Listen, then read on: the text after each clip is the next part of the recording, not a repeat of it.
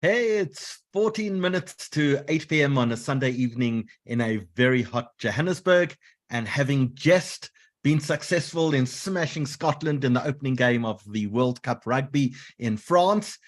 Fantastic to see.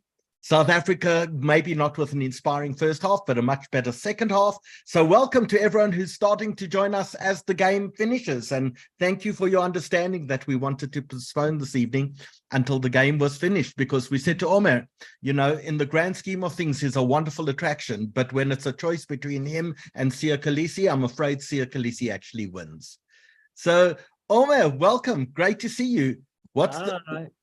What's the weather like, and I presume in Tel Aviv? Yes, in Jaffa. The weather is getting, the heat finally chilled out. And then suddenly 2 days ago, it became terribly hot in Tel Aviv. It gets terribly humid. So it's really... So you were just in South Africa. It was the start of... It was the start of spring. You just got home in time for our spring day. Tell me your thoughts. What did you learn? Where were you? So we were in South Africa. I came with my wife. We were in South Africa all told for 2 weeks. We came for Limud, which is a big event of the Jewish community, and we were very lucky to be invited, both of us, to be presenters, international presenters. I came to talk about my journalism. My wife came to talk about her writing. She's a comedy writer and an author. And it was a mind-blowing experience, to be honest with you. They kind of got us a whole road tour around South Africa. We were in Cape Town, in Durban, and in Johannesburg, and we also did a 3-day safari, and we were blown away. Cape Town was one of the most beautiful cities I've ever been to. The food is ridiculously good, particularly the non-kosher beef, I might add, and the wine is obscenely good. And coming from the most expensive city in the world, Tel Aviv, Jaffa, it was very, very nice, because my money is overvalued. So it was very, very fun experience. And generally meeting the Jewish community was very interesting, because I think as an Israeli, you don't live a very Jewish life, especially if you're a secular liberal Israeli like myself. So it was a very, very... Tell us more about that, because one of the comments that came to me was that for the first time, you maybe understood the idea of what it meant to be a diaspora Jew. I think a lot of the kind of really big picture Zionist narrative was, to set up a Jewish homeland and so on, and no one thought through what happens after a few generations where you have people that actually come from that place, right? Because in that sense, we're very, I don't live a very Zionist life. I live a very kind of secular, liberal, urban life, which is very, I feel much more affinity to people who live in a capital like Budapest or in Paris than I do with someone who lives in the Israeli kind of, periphery and is perhaps lives a more secular Jew, or perhaps a more Jewish religious lifestyle. And I think as an Israeli, your national identity as an Israeli, or specifically when you're from Tel Aviv, your identity as being from Tel Aviv is very strong. And to be just really frank, I don't live a very Jewish life. I have, especially that kind of hardcore center of Tel Aviv that I come from, is extremely secular. I didn't do bar mitzvah, we don't do Shabbat. It's just not a thing. And I think that kind of alienates you to the Jewish kind of diaspora, the world of Jewry generally. And I think Israelis tend to be exposed just to Americans, and therefore we have a very specific perception of of what world Jewry is. I was lucky to work at Haaretz in English for many years, so I'm actually quite exposed to the wide and much more diverse Jewish world. And still, it was a very strong and powerful experience for me to come to see a community who has a very strong national identity and a very strong local identity, but is also very, very Jewish in a very kind of diverse way, in a way that we don't have in Israel. I'll also add, we don't have this kind of modern orthodoxy that you have. And it was just riveting, because it's such a strong, powerful experience, and it is a very interesting community. And I came kind of feeling like an outsider, like I'm not supposed to be here, and it was the exact opposite. And we had a few kind of even within our group of international presenters, a lot of political disagreements, and I feel very far to the left. And it was and I felt very much at home somehow. And I think generally, I think the South African Jewish community is much more to the left than people will admit. Everyone thinks everyone else is much more conservative, but at heart, everyone is much more progressive than you all believe. Something, I think that's entirely true. And in fact, the Zionist Federation did a webinar they wanted to show both sides on the debate on the pro and anti-democracy protests that were happening in Israel. So they had speakers from both sides.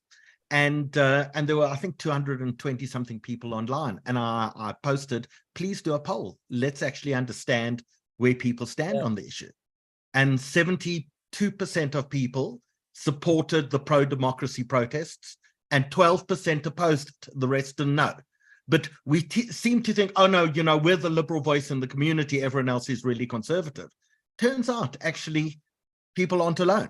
I feel almost uncomfortable with the word liberal because I think what was so interesting for us also politically being in South Africa is that you do, because of your unique past, have at some very interesting core, a very formalistic take on democracy, and you believe in the courts' independence, and you believe in this kind of rights in a very kind of good, healthy, formalistic fashion, no matter how many issues you have in your country. And like Israel, you don't lack any societal, there's no lack of tensions. But I think there is a very real democratic intuition there that I think is, to me, not surprisingly doubly strong or especially strong among Jewish people who understand that if you don't have equal rule of law, then maybe if it's not used against you today, it might be used against you tomorrow. And as Jews, you tend to be invested in this kind of, equality in the face of the law kind of stuff. And you don't want to create a scenario in which the law can be used to penalize specific groups or to discriminate. And I think in Israel, a lot of the fight we're having now, Netanyahu may want to make it seem like it's about wanting to throw him out, but it's also about the actual core of that democracy and how independent the Israeli courts are allowed to be. So yes, I think in that sense, I'm not surprised. So I want to actually pose a question and to see if maybe your mind shifted being in a community like South Africa. So you live in Jaffa. Jaffa is a very mixed neighborhood, lots of Jews, lots of Arabs, Christian and Muslim, mosques all over the place. We'll hear them walking soon. And so can I imagine that your expectation that you had before coming to South Africa is that your natural affinity may be for the Muslim who lives next door over the Jew who lives in diaspora, or I think you mentioned maybe the Christian person who lives in Budapest. Yeah. Having been to South Africa, did that change that perspective at all? Do you think your close affinity to maybe Jews in the community in South Africa than maybe your Muslim next door neighbor or to the stranger in Budapest? That's a beautiful question, because I think one of the most interesting things for me as a secular kind of liberal Israeli being in South Africa was seeing how you can have different forms of identity. And I think that one of the things that I don't have is a sense of that kind of broader community at a cultural, spiritual community level. So I think politically it did not change me in the sense that I still at a political level feel that it's in my kind of, civilian and livid interest to be more kind of in solidarity with my Palestinian Arab neighbor than, for example, a Jew from the United States, perhaps. But that being said, I do now have a much clearer and stronger connection at a cultural, religious is a tough word for me to say, but I would say spiritual level. Like, it's a very interesting thing to meet secular liberal Jews from across the world and then kind of understand that though I may feel very Tel Aviv, I'm all actually part of this group. And I think there is a very rich tradition of secular liberal Jews from cities who are kind of feel uncomfortable with, overly identifying with their Jewish community and kind of flee from that, but then kind of, circle into that identity. And I think that's what I've kind of discovered, that there is the same way you have modern Orthodox and you have all these different streams, you do have people who are Jewish. And for me, that also resonates with my form of kind of what I would call local Israeli Zionism. Like I'm a fanatic of the Hebrew language. I love Hebrew. I think it's a beautiful language. Like I'm excited that I do journalism in Hebrew. I'm lucky that I get to participate in this kind of, revival of this amazing language that I prefer to English, even though like I spoke English as a child. So in that sense, it changed me and contextualized a lot of parts of my identity that I don't know were fully contextualized. So it was actually a very strong experience also for my wife, I'll say, for us together. We felt this also together as a couple, very connected. So in that sense, it was strong and did change my perspective. I think it's a very interesting debate, particularly for South African Jewry, who would often say, well, what comes first? What's more important to you, your South Africanness or your Jewishness? And for many within South Africa, in the Jewish community, without doubt, would say being Jewish is more important. If that was ever threatened, we give up the South African element in order to protect what you have.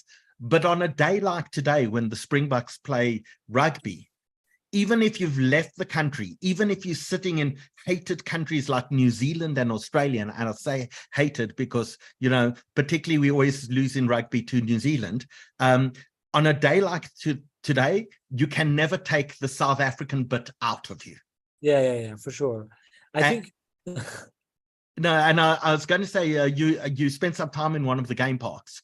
And if you've grown up in South Africa, that sense of Africanism and that sense of the African bush is something that stays with you forever, no matter where you are in the world. I fully agree. And I think in that sense, it's almost a question of there's no really need to make these dichotomies. It's just a question why we deny ourselves certain kind of forms of identity. That's why I started with the kind of whole spiel about the Zionism, because I think that once when you actually live in Israel, you don't need to actively prioritize that part of your identity because your country is a given. And it's also, I'll say, at many levels, a quite crappy given. In that sense, it's very similar to South Africa. The public transportation is not good. We have tons of problems here. The cost of living is just through the roof. So in that sense, there's something very frustrating about Israel. And you meet people who are don't have to use the horrible public transportation, who think Israel needs your help. And I'm like, it doesn't need your help. Someone needs to fix the train, right? But at the same time, I love this place, and my connection to it is visceral, no matter how at odds I feel with kind of logic. And I felt that, doing the game tour, it's a spiritual place, right? The same way the beach for me in Tel Aviv is a spiritual place and not a place that I can imagine myself living too far away from.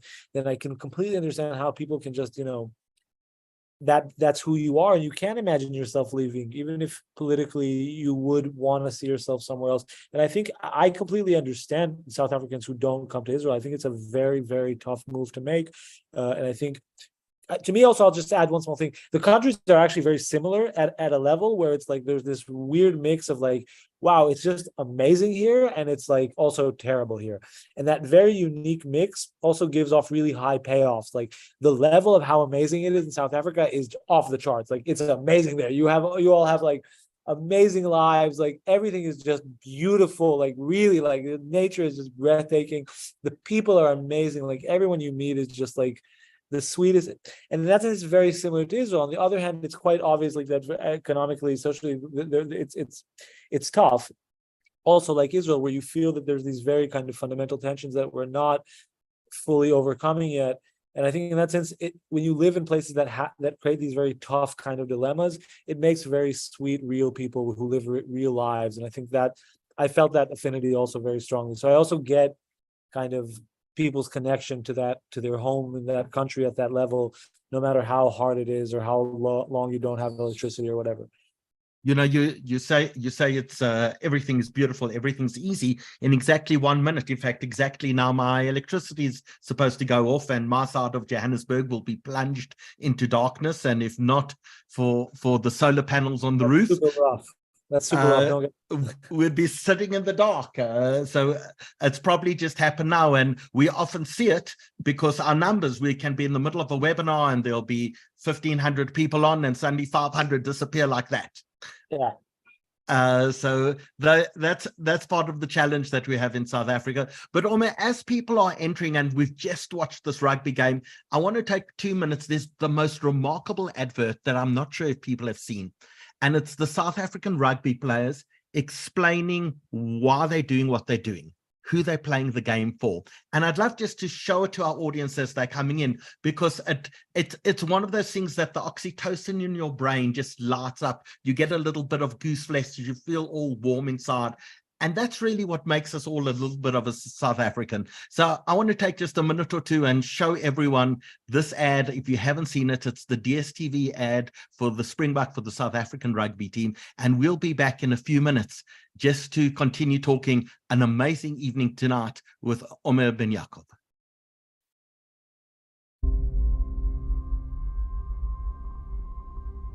Voor Kitsch, voor Kraaifontein, voor Scala, voor Affies, voor Paul Roos en voor Stellenbosch. Voor Uzizi, Utakawunda. For those who came before us. For Johnny Clegg, no Shaka, for Senza Ngakon. For Opa. En vir jou pa.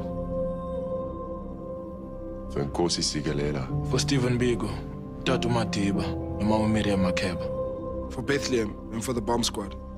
Vir die laities met die oddstep. Vir Os, vir Beast, vir Bakkies. Vir Menai. Voor 1 Ludwigstraat.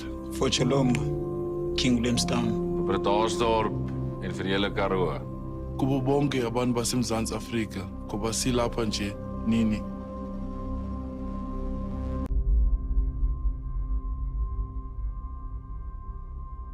For Hope. For Nkosi Sigalela. For die kranse. And for the call. Vir Loftus. For Bloom. For Malome. Wanneer bantlhokomel. For Franklin Street in Bala. Vir Coach Piet. Vir meneer Jeftes. For Crowded House and College Road. And for my dog, Bear. For Nick Costa, coached him. For my boy Wes. For all the women that have been here before me. Vir die mense van Rat en Parrot. My kinders. Vir my broer. Vir die wat saam ons staan as ons veg op die veld. Vir elke team. For my country.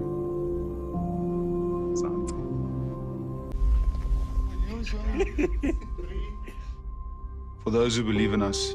For Kees Boys. Vir die strandhonde. For Coach Job. Nomalumuras. For nabaqeqesho enqeqeshileyo enkhulu. For those before us. For James Small. Chester Williams. And yours. For Ian Mack. For my dad. Vir jou ma. For Dadaka Eben.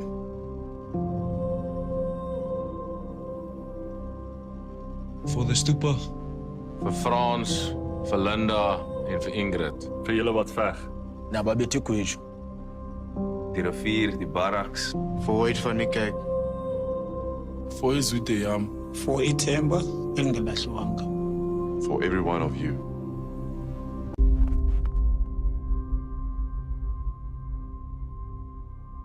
Voor Skalapington, vir Johnny, vir Alwyn. For Islalin. For family. For Dan and the brothers I found. Vir Andy. En Anna Andy. For the move. For Inyakanyaka. For my fiancée, Dominica. For the memories that we make. For the ones looking down on us. My late mother. Thank you for everything. And yeah, this is for you. For the kids in the stands. En vir die tannies wat trots is. For Butch. For the blazer we wear. For Bella Bella. En vir Brakpad. Vir die mansdorp. Vir die mense op die straat. For kids in Tabanchu. For Hope.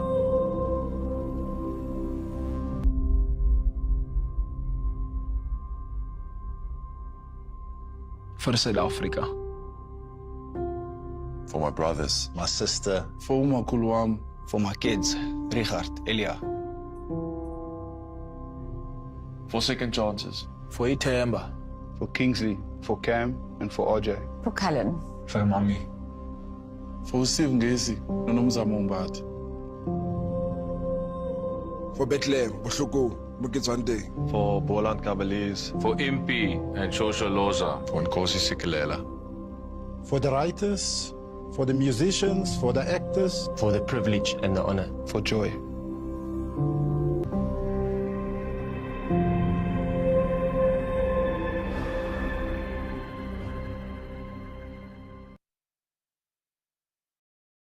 What a beautiful advert. I'm sure everyone watching has got absolute goosebumps from having seen that and coming straight off the wind this evening.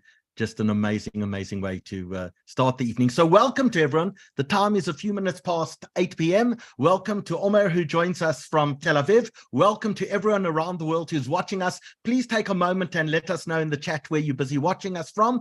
And we know we have load shedding this evening, so a lot of people will catch up during the week and will watch this in the weekend. We'd still, even if you're watching us on YouTube, please let us know where you're watching from. We'd love to actually hear that.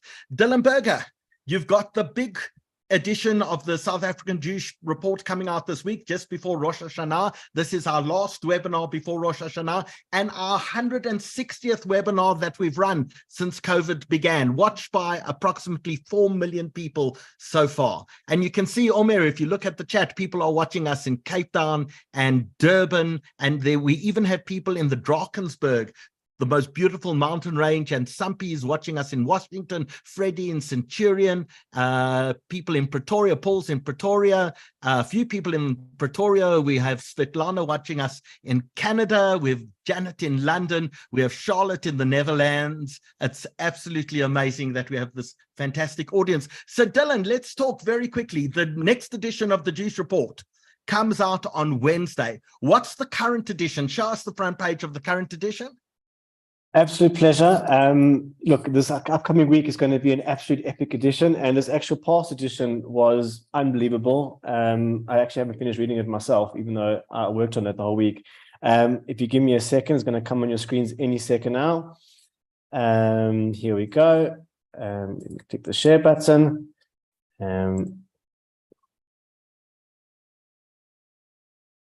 So religious leaders jumping into South Africa in crisis. And there's a picture of Wendy Kahn from the South African Jewish Board of Deputies with some of the victims of the horrific fire that we had in South Africa, that we had in Johannesburg this past week, 77 people dead. And of course, our thoughts and prayers with the people of Morocco, this devastating earthquake that took place in the High Atlas Mountains, where more than 2,000 people are already confirmed dead.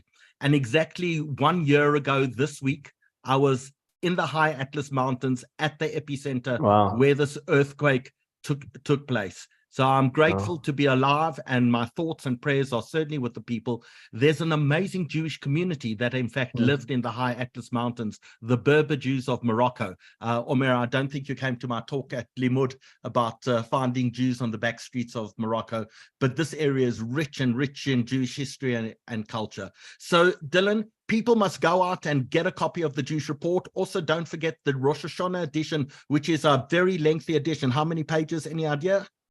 Yeah, we're currently sitting at about 56. About 56 pages. That comes out on Wednesday, and you can pick it up. Wednesday night, yeah. And Wednesday evening.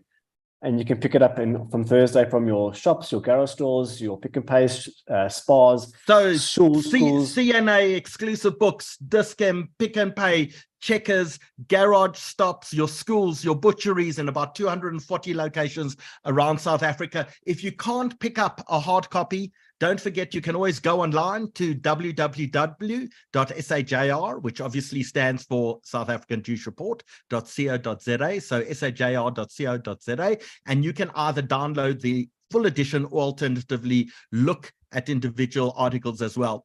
Don't forget, all of our webinars are available online. They're available on YouTube, and they're also available on our website. So you can go and click on the webinar link on sajr.co.za. and you'll be able to watch all of our past webinars. YouTube's blocked a few of them recently, like the story of the rape in India, India's daughter, claiming we didn't have copyright, despite the fact that the producer and director was on our webinar and she owns the copyright and granted it to us. So we're working on making sure that we can send that out over the Yom Tovim and that people can in fact watch that. Finally, Dylan, booking is open for Jewish Achiever Awards. Jewish Achiever Awards this year is going to be on the 22nd of October. We've moved the date. Omer, you'll be appreciative of this. You know why we moved the date? Another Rugby World semi-final. Exactly. Semi-finals on the Rugby World Cup on Saturday night, the 21st of October. So we've actually shifted a 1,000-person event that's watched by about 30,000 people online. We've actually shifted it one day later to the Sunday, to the 22nd of October at 4 p.m. in order to allow people to watch the rugby. Let's just make sure we get through to the semi-finals and the finals, and then that will all be worthwhile. So Dylan, thank you very much. You're on controls this evening. If you're watching us on Facebook or on YouTube, don't forget Dylan is busy watching you and your comments as well. And so if you have any questions or comments, this is not a monologue. It's not just Omer and myself busy talking. This is really involving you and wanting you so much to be participating in this discussion as well. So please feel free to comment, to chat, to ask questions as we go, and I'll make sure that all of those questions are put through to Omer as well. So Omer, who are you? How do we find you? Where do we find you? And what do you do for a living? So I'm Omer Benjakob. I'm a journalist from Haaretz. I'm an investigative journalist. I focus on cyber and disinformation. I also do research about Wikipedia. I'm kind of obsessed with what you can call the online ecosystem, how knowledge is represented online. I'm actually a frustrated academic in that I really wanted to be a philosopher or like a researcher of history of science, but I somehow stumbled into doing investigative journalism. And I've been very, very lucky in that in my endeavors in that space over the past 2-3 years. And I cover what is called cyber and surveillance. And I also cover what is called disinformation. Both terms that I don't really like, because cyber just means digital and disinformation just means kind of, nefariously pushed out information. So perhaps maybe information and how knowledge and information are presented online is more terms I prefer, and how the internet is weaponized for political purposes, for geopolitical purposes. And I do this for Haaretz, and I'm actually in that sense, I will say I'm part of a kind of a new kind of change happening in media today, in which more and more newspapers are shifting their perspective on how you should cover technology. And Haaretz has historically covered technology either as a kind of financial stuff, Startup Nation, these Israelis are saving the world with MP3 compression, that kind of stuff, and or kind of more, geek culture, game reviews. This computer is good, this iPad is bad, that kind of stuff. And technology is not really that or that. Technology is more something that kind of permeates every facet of life. And I'm part of a kind of growing group of journalists and people who cover technology from a non-technological, non-financial perspective, and write about technology in politics, technology in national security. I write a lot about technology and intelligence, surveillance, generally surveillance capitalism. And how the internet, which was supposed to liberate knowledge and liberate all of us, turned out to to help doing that to some extent, but also creating complete idiots out of all of us, which is quite sad. So you said you're part of a growing group of journalists. Yeah. Generally in the world today, one doesn't use journalism and growing in the same sentence. In fact, things like newspapers around the world seem to be dying. Is that the case in Israel as well? So yes, for sure. I think an interesting phenomenon is happening. It has happened that I think after kind of the big initial wave of Web 2.0 and social media, that really kind of devalued journalism, because suddenly the front page and the aesthetic quality of your newspaper and the textual quality of it didn't matter, because all links look the same on Facebook and Twitter. And that's in suddenly newspapers like Haaretz and like, I don't know, the Daily Maverick or whatever, like the South African Jewish Report. The South African Jewish Report had to compete with BuzzFeed and with clickbait. And I think that very much that valued kind of news, and that was also contributed to that also was, of course, the fact that Facebook suddenly controlled traffic. Like people weren't buying newspapers anymore. Traffic was no longer being gained through homepages, but rather only through social media and their algos. In that sense, newspapers went down. What is now happening is the opposite, where because the internet is so flooded and there's so much trashy content, that actually we've discovered over the past few years that high quality journalism does actually resonate. If you have a subscribers model, it's worth doing. It's worth investing in high value journalism. And the second thing is that we started to collaborate, good newspapers and good news outlets trying to do high quality work. And through these kind of global collaborations, which are usually put together by nonprofits, which is also a new interesting process happening in journalism, where you also have the entrance of these very kind of organizing nonprofits. So I worked through an organization called Forbidden Stories, which is a Paris-based NGO that initially brought tons of journalists together to do the big NSO investigation. So that's an investigation into an Israeli spyware firm called NSO and misuse of its technology. And then this group later kind of morphed, like all these journalists that work together, and that we're all very high quality newspapers, good brand newspapers, top shelf kind of like So we're generally prestigious kind of outlets realize that when we collaborate and we use our power together and we kind of use our status to amplify one strong story, it does actually have a very big impact. And I think that has really kind of been a boon for a lot of high kind of, a lot of newspapers that do have some resource to invest and are not sure where to invest it. And somehow investigative journalism is making a comeback thanks to Forbidden Stories and thanks to all these international organizations that bring us together, help kind of pool resources, and also kind of helped us be proactive to work as a group, which is kind of the investigation we'll talk about today, which was kind of a big group effort to reveal what you can call disinformation for hire or political influence operators who operate on semi-illegal or unethical ways. And this kind of stuff. Omer, let's just actually almost stop there for a moment, because there was a time that the New York Times was the newspaper of record. That was your source of credible information. And still the newspaper of record in Israel. Okay, I imagine some of your competitors would probably disagree, but what we've gone through is this democratization of information. I can go post anything on Facebook or anything on Twitter, and I can become a news source. And that's, of course, we think democracy is a fantastic thing, but there are major downfalls when it comes as well. No one controls information. And the first story we're going to start with is, in fact, that, because the internet does have one source of credible information, and we think that's called Wikipedia. Is that correct?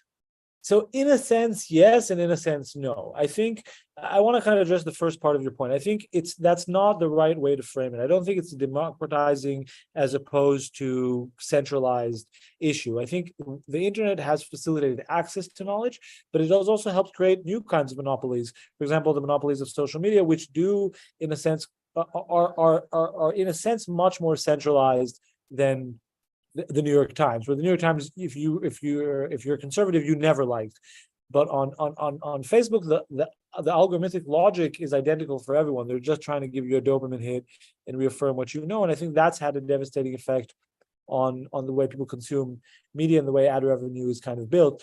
But I think within that context, it's also not surprising to say Wikipedia has emerged as the bastion of trusted sources on trusted information online. And the reason is because as a nonprofit, it doesn't have a model where it's incentivized to reaffirm your beliefs. Wikipedia's model is actually a nonprofit, and they're built on volunteers who, though very much different in their worldviews, do come to Wikipedia to kind of contribute and work together to build a better encyclopedia. So they disagree about what that means, but Wikipedia is a group effort to do something good, and because of that, they've actually really developed really robust fact-checking mechanisms that really do away with disinformation, because every argument on Wikipedia needs a source, and if you it doesn't even matter what the source is, but that it's unbelievable how much bad information that does away with. If you can't make any claim without providing some source that I can also check, like, you can't put any claim on Wikipedia. And though anyone can edit Wikipedia and it can be abused, and it is abused, it's also quite robust at this kind of stuff. And I've done both a lot of investigations on Wikipedia and also a lot of research on Wikipedia about why it's so good at kind of fighting disinformation. And I think can I generally believe what I see on Wikipedia? So I think the interesting thing with Wikipedia is that Wikipedia has both kind of undermined our trust in institutions, but it's also currently the best solution we have. So I like to say Wikipedia helped create the social conditions we needed for fake news, but it's also the only solution we currently have to fake news. In that Wikipedia started off as the manifestation of the internet's kind of logic as a philosophical project, because Wikipedia actually says you don't need expertise, what you need is wisdom of the masses, which is a very libertarian worldview. It actually says what's true is not what the experts say or research says, it's what the people in a free market of ideas can agree on. It's a very radical worldview, but de facto, this radical worldview has created an encyclopedia which in many senses is quite conservative. So for example, they will always prefer academic sources, and in that sense, they have a very radical bias towards mainstream sourcing, academia. And in that sense, people always ask me, should I trust Wikipedia? I'll say this: the less political a subject is, the better the sourcing is and the more you should trust it. And in that sense, Wikipedia is an amazing encyclopedia, and most of the stuff on it is probably quite in line with the general consensus, with the exception of political topics. Political topics tend to just be like this two-sidism stuff. If you read something about Israel and Palestine, it's just going to sound like a political argument over a Passover dinner. It's just going to have two sides. Like that's easy. Some people say this, but some people say this. And the wild thing about Wikipedia is that like it is postmodern in a very weird way, in that every language is different. So if you read Wikipedia in Arabic, because the sources are in Arabic, then it's much more kind of pro-Palestinian, right? If you read Wikipedia in Hebrew, it's very pro-Israel. And if you read it in English, it's somehow a bit more balanced, but it still has this two-sidism kind of thing. But now you came across a very interesting story that had been up on one entry on Wikipedia that had been up for about 15 years. Yeah. And it dealt with a Nazi death camp that you and I have never heard of. Yeah. So I was obsessed with this information. And I found Wikipedia as this kind of bastion of like sanity, and actually had a really hard time finding like disinformation on it. And as I was just saying, like the Israeli-Palestine stuff is very like conflictual on Wikipedia. It's like a lot of sides fighting over it. The second most contentious topic on Wikipedia is Pakistan and India. And the third is the history of Jews in Poland during World War II. And as I was getting into writing about Wikipedia, I discovered this very weird fact. And then one day, I get a very intriguing email from a source who's like a Wikipedia editor who tells me, listen, there is a massive hoax on Wikipedia that is centered around a completely bogus death camp that never existed. And there's a group of far-right Polish nationalists who are claiming that there was this death camp that never existed, and they claim that no Jews died there, but only Poles. So it's this completely kind of inverted narrative about the Holocaust, in which alongside Jews, Poles were also massacred in gas chambers, which is false. And this entire fake theory about this fake gas chamber with fake death camp was posted as fact on Wikipedia for 15 years and translated into like 12 different languages. But how is that possible, you want to ask me? Omer, you just told me every source needs a claim. Every claim needs a source on Wikipedia.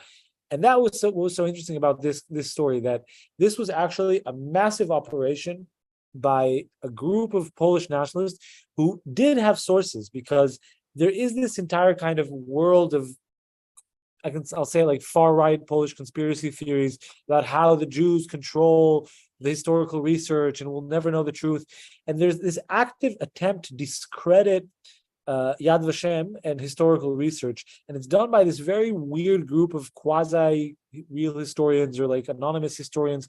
And you suddenly, I discovered this entire fake online ecosystem of Holocaust denial conspiracy theories, in a sense, or Holocaust minimalization conspiracy theories, that was feeding this group of 7 editors on Wikipedia who were literally rewriting the entire history of the Holocaust on Wikipedia. There was about 7-10 people who were just like the camp. My fake camp, Kale Warsaw, was the centerpiece of this kind of wider thing. But they had tons and tons of kind of bogus pseudo history to quote on, because this narrative was being echoed out by an entire ecosystem of far-right Polish nationalists, and also linked to the Polish government. So it's also a narrative that's backed by the Polish government.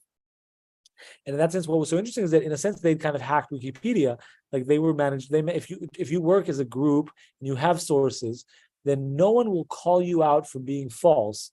So for example, if you were to try to claim that the earth is flat, I would quickly find research to debunk that, right? But if there was an equal amount of kind of sourcing to say that you know, maybe there was this or maybe there was that, it would be very hard for us to actually argue the facts, right? So because there was actually some camp by this name that, by the way, only housed Jews, this conspiracy managed to kind of morph and metastasize throughout Wikipedia, though Wikipedia is very, very good at fighting this information. I think this touches to a wider point, which is what happens to the legacy of the Holocaust as we move to the digital age. Because if you think about it, the Holocaust was always, and our knowledge of the Holocaust and our remembrance of the Holocaust was always built around testimonies. And if you're lucky, you get to meet survivors, or got to meet survivors, as kind of people from your generation and my generation still did. But once we kind of realized that we're losing the survivors, what did we do? We shifted to video, right? We did Holocaust survivor testimonies on video, because we realized we need to document this kind of chain. And this almost chain of custody, if you think about it, of historical evidence passed from the people who were in the Holocaust to the historians who documented them, to the historical research and kind of everything that came out of that. That was built on these testimonies, either real world or video. And what's so interesting is now that we're shifting into the digital age, now that the world is actually doesn't have that many Holocaust survivors, and we're losing that immediate connection to the Holocaust, suddenly you see a resurgence of bogus Holocaust theories because the history of the Holocaust is much more exposed online, where everything is already digital and already tethered from kind of that, distethered from the kind of net origin, right? And I think that's but a very explain the logic to me. Why would a bunch of right-wing Poles want to invent a Polish death camp? So the Polish government right now, one of its policies, if you open its website, the PiS party, they're called PiS. If they open their party website, you'll see that like one of their core tenets is called canceling the pedagogy of shame.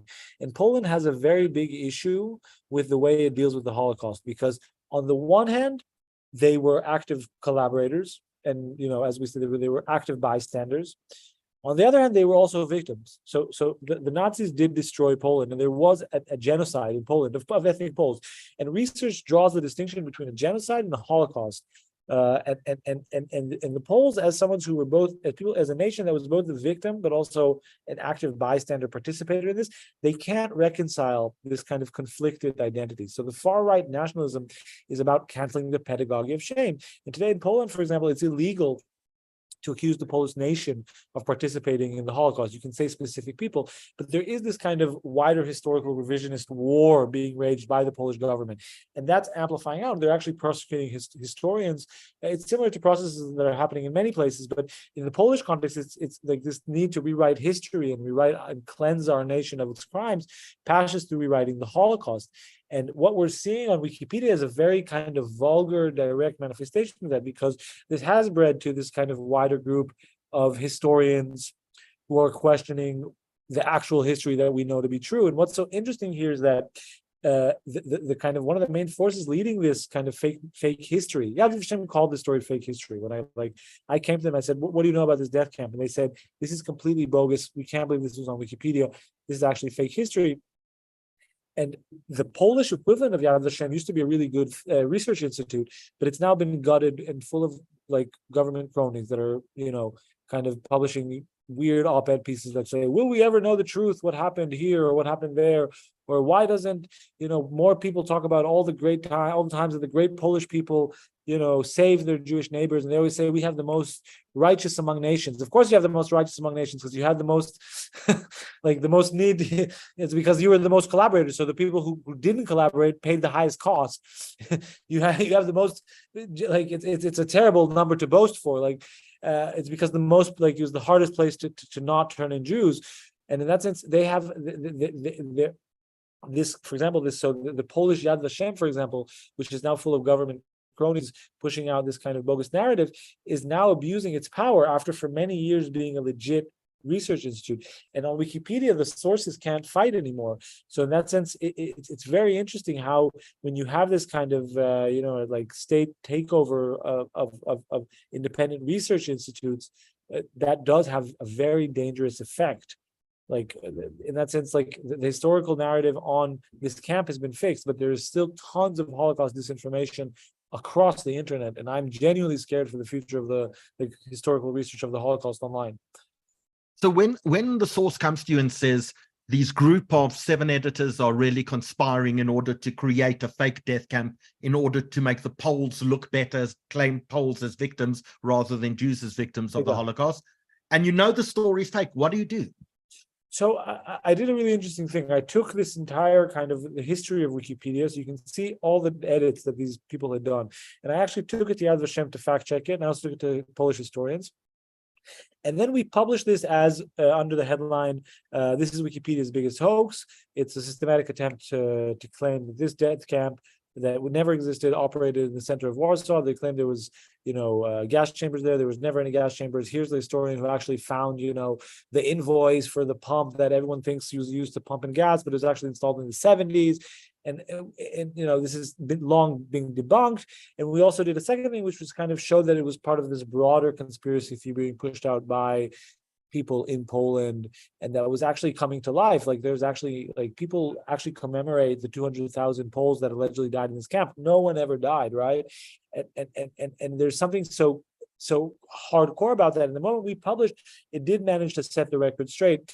But the problem is that I became the target of tons of kind of disinformation and target of like, why are you denying the Holocaust? That's the spin. They accuse people like me of denying the Holocaust because we say this death camp didn't exist. So they say, what do you care? Why do you deny 200,000 people died? But no one ever died. And we helped set the record straight.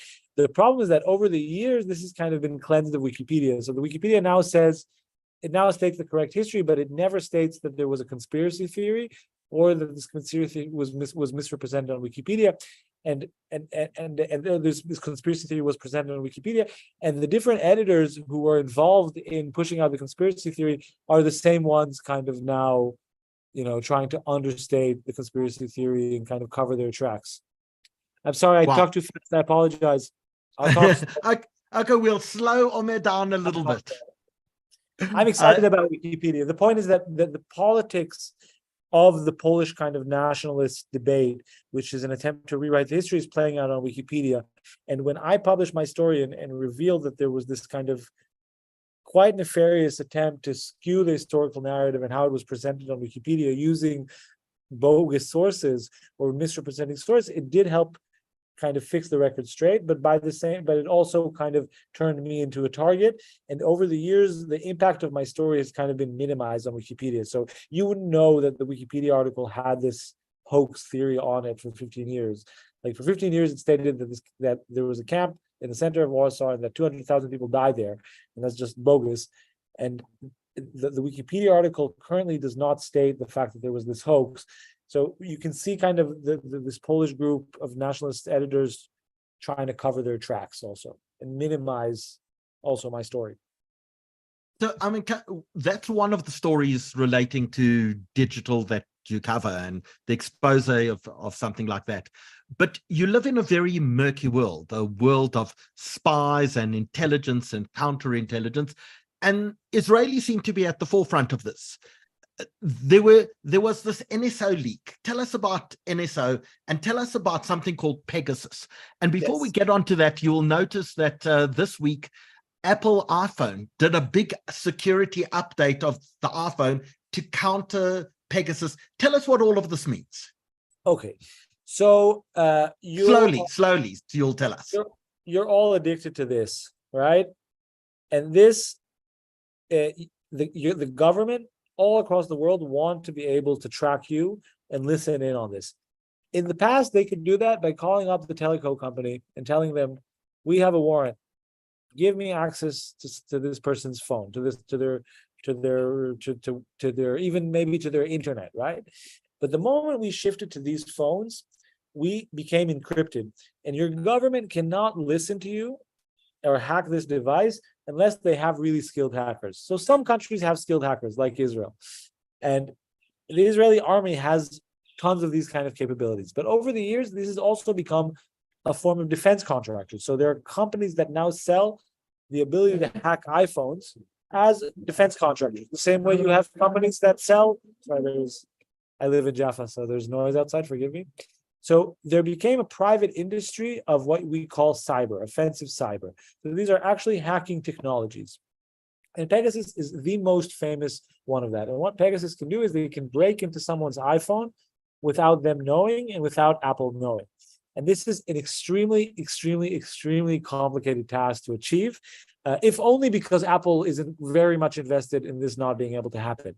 And this group of firms, the most famous of which is called NSO, it's not just an Israeli phenomenon, but Israel is kind of, or was a market leader on this, are actually kind of military technology or military grade surveillance and intelligence technologies that have kind of seeped into the private market. So it's not that people like me and you can buy them, but if, for example, you are the government of South Africa, and if, for example, you don't have any hackers of your own, and you don't have a good cyber intelligence unit, you can pay $10 million and get this program, and then you'll be able to keep track of either terrorists, pedophiles, drug dealers, or critics, depending of how corrupt your government is and how, if people, because that's what we've discovered, that this technology, when put in the wrong hands, is used not to fight terrorism the way it was intended to be used, but to surveil and follow journalists or human rights defenders or government critics. In Poland, even in Europe, we have 2 cases of opposition lawmakers being hacked during election times using a technology that is supposed to be sold only to intelligence services. And it was sold to the intelligence service of Poland or the government of Poland, but they misused it.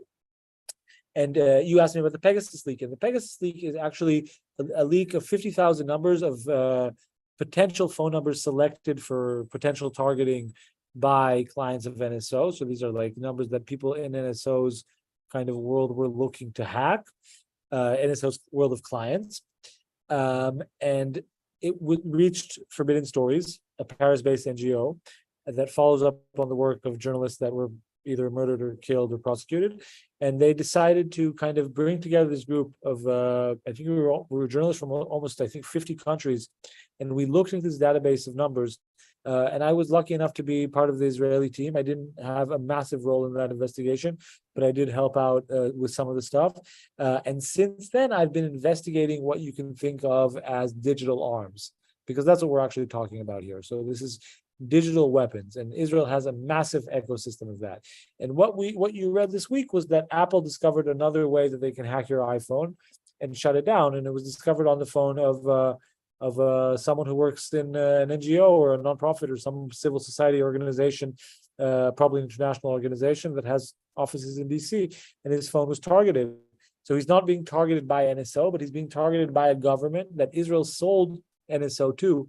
And one of the most interesting things that we discovered, the Israeli team that was part of this Project Pegasus investigation, was that Israel actually sold this technology, so it sold this digital weapon to very terrible regimes to kind of improve their ties with Israel, and specifically Israel's ties with the Gulf, with the UAE, the entire Abraham Accords, with Morocco. All of these kind of Arab world ties that we've all read about over the past few years were facilitated by the fact that Israel let these very evil, non-democratic regimes have very advanced tools for spying and surveilling that they did not have the capability to develop themselves. And these technologies are, in a sense, you can think of them as a drug. They're very addictive. Like, imagine you have the power to see what, your biggest enemy is planning. Like, imagine you can just see everything on their iPhone. Like, that is it's a very powerful weapon. It's very expensive technology. And it was sold under regulation, but it has since also seeped away spun out of control, which is a lot of what my reporting focuses on today. Omer, let's stop there and take us through. Let us say that my government owns Pegasus, yeah, and wants to target me. Yeah. Do I have to click on a link? How do they take control of my phone, and what does it mean? Because my WhatsApps are encrypted. I've got Telegram, I've got Signal, I've got all of these messaging apps. What can they actually see and do on my phone? So you can think of the world of hacking and cyber as you can think of it as almost like a procession of levels of access. So Pegasus is the high-end level of hacking. You don't need to do anything. They can send you a message that you don't even know that you got, like an SMS message that they'll prevent you from actually seeing, but your phone will think that it got it. And within that message, they'll hide a photo, and within that photo will be code that will infect your phone. And what is actually happening is they're installing a very small piece of code in your phone that tells it usually every 5, 10, 15 minutes to go to some website. And this website is what's called a command and control server. And this command and control server, now that it has this piece of code in your phone, can do anything your phone can do. So for example, it can turn on your microphone when you don't know it. It can turn on your camera. It can see everything on your phone, everything. It's just like looking over your shoulder. I've published the interface of Pegasus. You just have access to the person's phone. That's the highest level of hacking. Other firms, for example, a firm let's just stick there for a moment. So, for example, WhatsApp uses encryption. Can they read my WhatsApp messages? Yes, because they're just looking over your shoulder. The same way your wife is not affected by your encryption if she's standing behind you, right? If I stand behind you, I can see your screen no matter how much encryption the communication has. The encryption only prevents someone. The reason Pegasus is so expensive is because encryption prevents what is called a man-in-the-middle attack. The way the government used to listen to you is that they used to just plug into the phone line or plug into the cell tower, or maybe even plug into the internet, to the Wi-Fi somehow. But that doesn't work anymore, because even if they're intercepting your communication, as you say, it's fully encrypted, right? If I'm in your device, I can see all of your content. Later on today, if we get to that, we'll talk a bit more about other kinds of hacking, lower end form of hacking, in which someone can kind of, just hack specifically your WhatsApp or hack specifically your Telegram in a specific way, and gain access to different parts of your Telegram account, for example, but not have access to your phone. And I think that's the whole point, that Israel is both good at technology, but it's also good at intelligence collection. And intelligence collection is a very different kind of thing. A lot of things have intelligence value, and Pegasus is just the highest level. So it's almost this fantasy technology. It gives you full access to a person. There's another firm called Kandiro, for example, that does the same thing for PC devices. So they can hack a computer, which is a very, very impressive thing that very few technologies can do. It's not a hacker. They don't give you a hacker. They give you a program, and then you can find a kind of target computer and infect it in some way. So the highest level of that is kind of, you don't need to do anything, but then sometimes they'll also send you a link, a nefarious link or a nefarious file. Yes, that's also a possibility. And at the lower end of this market, there's actually different kind of technologies that can kind of force your phone to install the technology by kind of forcing your phone to connect to a fake cell tower. So if someone were to park a van outside of my house with a fake cell tower, they could divert my traffic to their cell tower, and then through that infect my phone through they could use that cell tower access to try to install some malicious software on my phone, but they would have to be physically close to me, and that all doesn't always work. So you have this kind of wide spectrum of hacking technologies. And so within it, let us presume that our government has Pegasus. They can read your WhatsApps. They can read your telegrams, your signals. They can see what websites you're surfing for. They can turn your camera on. They can turn your camera on. They can use, like, your phone. All the value your phone has is suddenly now turned against you, and it's supposed to be used only by intelligence services. But in theory, it can be used. The thing to remember with Pegasus, I do need to note this, is that it's extremely expensive. Like each target costs between, like, it's about $100,000 to target someone with this high-end zero-click technology.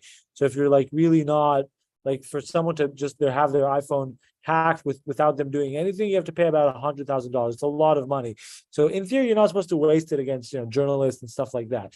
But once I have you hacked, email is vulnerable as well. Everything. Your phone is also your bank account. So I also see if you have your banking account, all your communication, no question, all your contacts, all your movements. Your phone is also your wallet. Like, I know everything about you. And the crazy thing is, it's also active intelligence. So I can also, for example, send messages from you. Stop.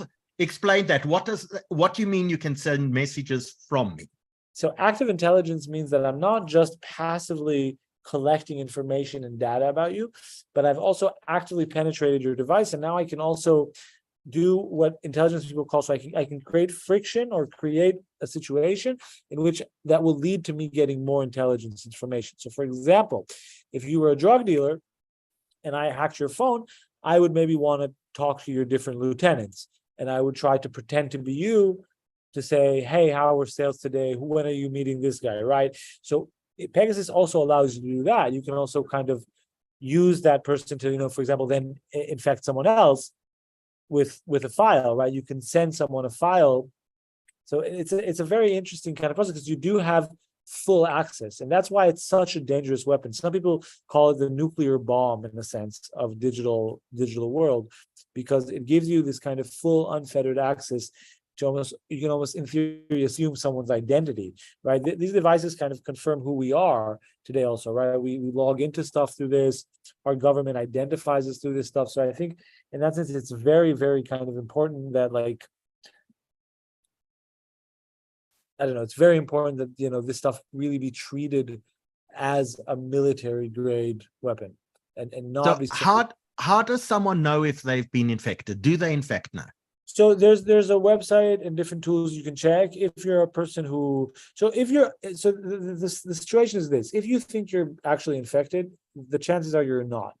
there's a good chance there's some other mid-level spyware, maybe commercial. There's tons of commercial spywares on you, and it's possible that you're being maybe surveilled at some kind of, broad advertising level. If you're actually a journalist, industry tycoon, if you work in politics, for example, you're at high risk. If you work in the nonprofit sector, you're at high risk. If you're a lawyer, you're at high risk. A lot of business leaders, a lot of wealthy people are high risk. And in that sense, there is a growing way to check your phone. If you're civil society and you think you've been hacked, Amnesty or Citizen Lab, these two nonprofits who do digital rights, will check your phone. You can also check online for free. And more people are actually buying antiviruses for their phones. This is actually now a booming market. The phone antivirus business. So in the NSO leak, we learned some of the people who are being targeted and who targeted them. If I remember correctly, the Moroccans had in fact paid for the French Prime Minister or French President to. Yeah, they tried. There was an attempt on the Dalai Lama that we think was attributed to the Indian government. It was countless attempted attacks. And in that sense, what was so interesting about it is to show you how this technology, once it reaches these kind of people who don't have a rich history of intelligence and are not used to wielding such great power, how they abuse it. For example, the Spanish. Spain is a great example. Spain used it to spy on the leaders of Catalonia, and the Moroccans used it to spy on the same Spanish people who were spying on the Catalonians. And the Spanish defense minister was fired, not because it was revealed that she was using it to spy on Catalonia. The Spanish nationalists were fine with that, but because she didn't manage to defend the Spanish leadership from the Moroccan attempt to track them. And in that sense, it's a very interesting technology because it is a technology that we also don't want to be banned. Like, we want Western good democratic states to be able to, track terrorists and stop revenge porn. A very interesting use case, I'll tell you, it's a very local South African one that might interest you. A very good use case for this, for Pegasus, is to stop illegal game hunting. Because if you kill a rhinoceros, what's the first thing you do? You take a photo. All the illegal game hunting, there's tons and tons of photos of it and shared on WhatsApp and Telegram. And and even in Israel, Pegasus is used by our nature reserve kind of force, like our National Park Service, to prevent illegal game hunting. So you can think of good use cases for this. But as you say, it was used against they tried to use it against French leaders, against Spanish leaders, journalists in Catalonia. Catalonia is a political movement. They're not doing terror attacks in Madrid anymore. Like they're allowed to have a referendum and independence. In Spain, a democratic country, was using this to spy on a liberation movement, which is, some people would think is legitimate, but I think is political use of a very dangerous technology. But there were tons of cases of misuse. A gay human rights lawyer in London was targeted because he helped an Emirati princess. An Emirati princess was targeted also because she had fled her father. So there's tons of misuse of these technology that we know. In Mexico, it was misused, that we know prior through Project Pegasus. I think what's actually interesting with Project Pegasus is that it taught the world that we need to be having a national security debate about phones and phone security. Because if the Moroccan government can try to hack Emmanuel Macron, that's a problem, even if, regardless of the question if they're actually successful or not in that endeavor. And I think there's currently very little debate about digital arms. Most people on this webinar right now will say, well, I don't have an opinion about this. You all have an opinion about nuclear arms. You have an opinion about general arms sales, and should murderous regimes be given dangerous technologies that they can then turn them against the civilian populations. We all have political opinions about this stuff, and it's very important that we also extend those opinions and those debates to the realm of digital arms, because it is a thing, and there's a million different surveillance companies. Let me just blow your mind for a second. I discovered an Israeli company that knows how to hack CCTV cameras and change their feeds. There's an Israeli company that can hack cars and track your car. So, and people don't know this. There's a company that can track you via Tinder and Grindr, so via dating apps. People don't understand how much surveillance there still is, because they think like we live in a post-surveillance world. That's not true. It's the opposite. So, in fact, you understand when the Israelis targeted some of the Iranian nuclear sites, that in fact they took control of the what you call it, the uranium enrichment machines, and they spun them out of control, and yet played back CCTV footage and control systems that looked like everything was normal while everything was malfunctioning. You understand how that gets used really, really well. But when you're the victim, then it looks very, very different. You know, we colloquially joke, you know, your real friends, if you die, go and clear your browser history on your internet browser. But someone's actually watching your internet browser all the time, potentially. For sure, I think it's a really kind of, it's an interesting example because that you give about this company and the potential origin in the Israeli army, because I think that's the point. When your army knows how to do this, and they use it for national defense, it's one thing. When a bunch of 45-year-old Israelis who worked in the units where that happened go out of the army and then set up a business that does that and then sell it to people who are, you know, until 2-3 years ago, this stuff was sold pretty much unregulated, right? Sold it even to parts of the world that were, you know, not always in Israel's best interest. And then, you know, some like tin pot dictator has this as a toy now. Those are two very different worlds, right? Because in a few years, maybe even private people will be able to buy it, maybe even private companies. And I think what people don't understand about the kind of leakage of Israeli technology is that what makes it so dangerous is that it's actually very hard to regulate these things once they're out in the private market. And there's tons of know-how that is leaked from the military, the Israeli military specifically, in over the past 20 years, I would say, just because there's these kind of guys who want to make money and don't want to stay in the army past the age of 40 or 45. And of course, I understand that, and that's also okay. And Israel also uses that to its advantage. But it's also created a very big digital arms market that is kind of spinning out of control in a lot of different ways. But so Janice asked the question, can you in fact stop someone from hacking your phone? So yes and no. You can stop them in the sense that you can be safe. So there's tons of commercial spywares that you can defend against by installing basic antiviruses on your phone, and also by following a few basic kind of good practice. So one, always update your iPhones and Androids, always. The moment you see a notification, turn on the automatic updates. It's not BS. Let it update always. That's one. Two, never, ever use free Wi-Fi. No free Wi-Fi ever. Never use free Wi-Fi ever. Three, restart your phone. If you restart your phone every day or two, that will wipe away most malwares. If you are an international arms dealer, investigative journalist, or drug lord, you can maybe get your phone checked, because that's the only people whose phones get hacked at the really high-end level. A lot of our reporting has to do with this other company called Intellexa. So Intellexa is another company set up by another Israeli, but he's kind of not rogue, but he's kind of living out of Israel, unregulated by Israel, sold his arms probably to Sudan, to Bangladesh, countries Israel doesn't want you to sell to. And that's the story, right? Israel sells it to Saudi Arabia, and then Israel tries to pull it back, but it no longer can. So some other Israeli living in Cyprus and using a Maltese passport is now selling it to Saudi Arabia, because Saudi Arabia is now addicted to high-end IDF Israeli level of surveillance, but they abused it, but they still want it. And if Israel won't sell it to them, someone else will. Sorry. So while you're busy choking, let me ask you, are there other countries involved in this? Do the Russians do this? Do the Chinese do this? Yep. The Americans also do it. The Brits also do it. The Italians also do it. The French to a lesser extent. The Dutch used to outsource this, but then they realized that though that's the economically efficient thing to do, the countries you've outsourced this to will probably hack you. So don't buy the technology from them.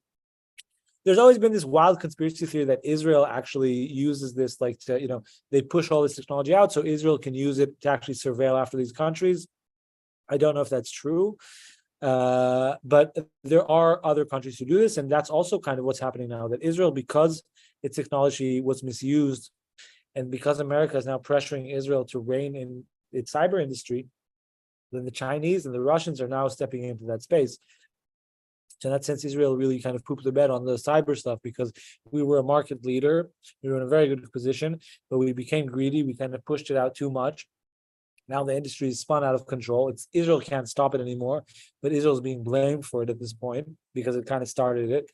But we can't stop it. Now the world is addicted to digital arms, and it's a problem.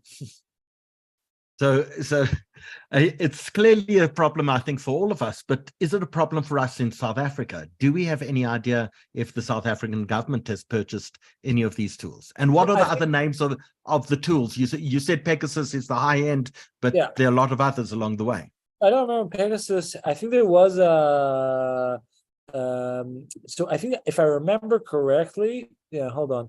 So your president was potentially selected for surveillance by Rwanda, as this was revealed as part of the Project Pegasus.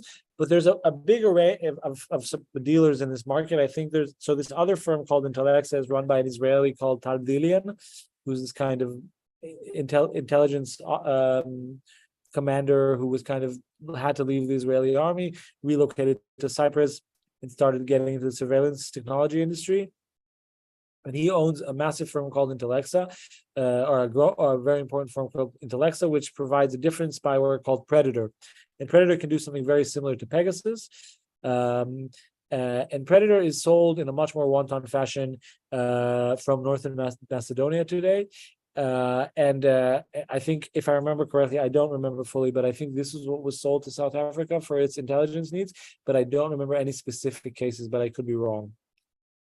So, Omer, we've gone through kind of almost the tech, and part is surveillance, but in fact, technology allows you to do much more interesting things as well.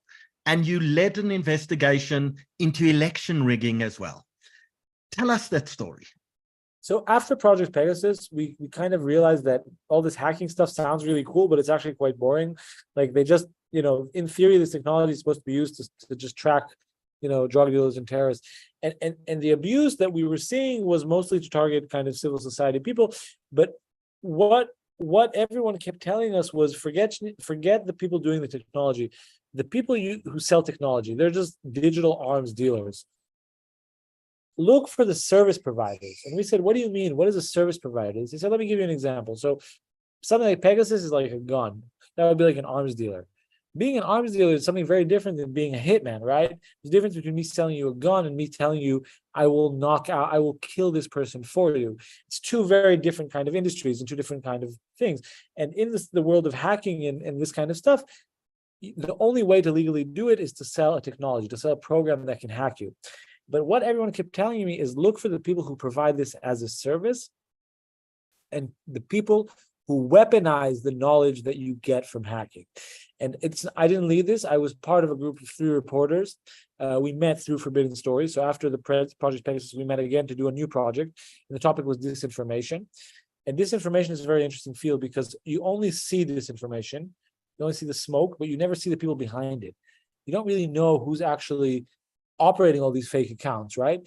And we'd also seen tons of instances that fake accounts leak out hacked information. So someone will be hacked, but then the information will be pushed online by fake accounts. And we were missing kind of the link between those two sides, between the hacking and the fake news.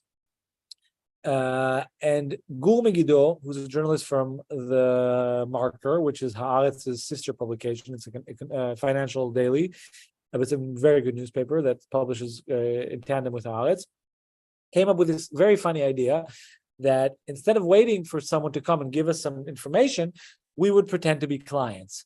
And he came up with this completely wild idea that him, me, and a French reporter who lives in Israel, who we had all met through Forbidden Stories, would pretend to be the government of Chad, and we would lie and say that we want to postpone the election in Chad that was scheduled for last September for no good reason. And we came up with this crazy idea, and then because we're smart journalists, we managed to start a rumor about it. So we came to our sources and kind of asked them, hey, have you heard about these people from Chad that they want to do some fake, they want to push out like some nonsense to get their election postponed? No, we haven't heard about this. And we managed to start this rumor. And then we actually managed to reach this different kind of disinformation providers. And by disinformation providers, I mean people who will provide fake news, disinformation, and election interference as a service. So you come and you say, I represent a certain government. I want to start a fake rumor and destroy this person's political career. And they tell you, fine, it cost $2,000, $3,000, $4,000, $100,000, and we'll hack his phone, leak his nude photos. If he doesn't have nude photos, we'll forge them. And we kind of heard this series of pitches, these pitch meetings that we managed to kind of get with these disinformation agents of chaos, right? These people who actually provide chaos as a service. And they explained to us this very interesting service they provide. So first they do intelligence collection, then they find their targets, then they hack someone. If they find trash on their phone, naked photos, they're cheating on their spouse, whatever, some financial irregularities, they'll leak that out. If the person is clean, they'll tell you they'll forge some of the stuff, and then they'll push it out. And they pushed it out with what I call disinformation technology. So this is stuff we've never seen before, but they actually have, and I have videos of this if you want me to show, but there's actually technology. They have a program that allows you to create tons of fake accounts and use them to push out kind of stories at scale. And I think people think about bots. They're like, oh, what is a bot? It's a fake account. And, it just pushes out like some bogus story. This is not that. These are very complex fake accounts that look like real people. He has a program that creates a real identity for them. They have a real phone number. They have a real Gmail account.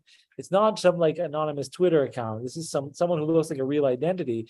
And using these avatars, they not only push out information, but they also kind of do active intelligence. So, for example, he told us they did they used one of these avatars to entrap a politician. They sent sex toys to a politician's house to get him in trouble with his wife. A fake online persona they invented sent incriminating stuff to a politician to get him in trouble and screw up his election campaign.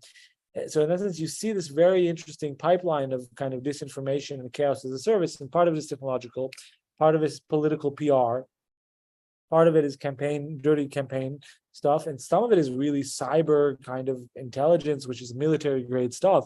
And again, this is now being sold on the private market. They told us they do political campaigns. They also do business companies. They do crypto companies. The same techniques that were used to put Trump in the White House, that the Russians used to help put Trump in the White House, are also used to help push crypto coins online. So in that sense, you have this completely insane kind of like service, which is fake news, and will get anyone to believe anything. And if not, we'll tarnish anyone who disagrees with you. So what do we look out for? What do these things look like? You said you had a video. I don't know if you're able to access the video at all, but yeah, sure. Let me show you a bit. I think it's a really interesting kind of example. So I want to share with you kind of the stuff we discovered. So hold on. Is this one? Can you see my screen? Yes, we can.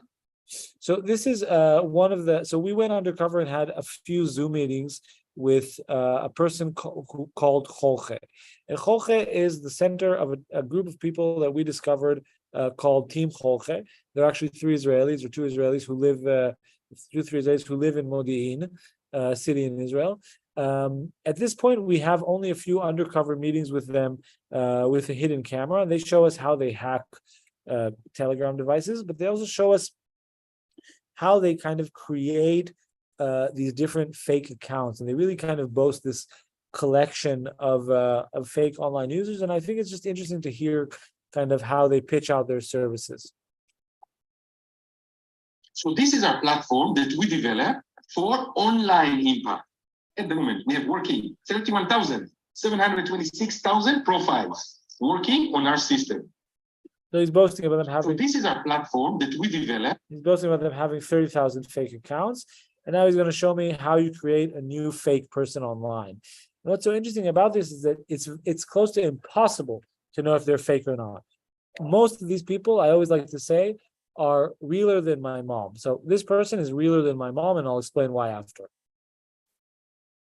Let's make one candidate together. Let's take one, I don't know, United Kingdom, female. Let's do a search. Isla Sawyer, let's say I don't like the name, it's not, Sophie Wilde. So he has a program to create fake online personas, and now he didn't like the name Isla Sawyer, which was the name that his system initially generated. Sawyer, let's say I don't like the name, it's not, Sophie Wilde, so I like the name. Generating British. A new name. I connected to one group, European Mix, yeah? Maybe I want to say from what city this lady is from Leeds, no, she's from London, yeah? And I do next. Already she has email, date of birth, everything. So why is she realer than my mom? Because in the digital age, if you have what he's now going to show me, let's make one candidate. Is that these are not fake anonymous accounts. These are people who have an address, a phone number, and an identity. When he says, let's pick a city for her to be from, what he's actually doing is creating a unique digital fingerprint for each one of these people.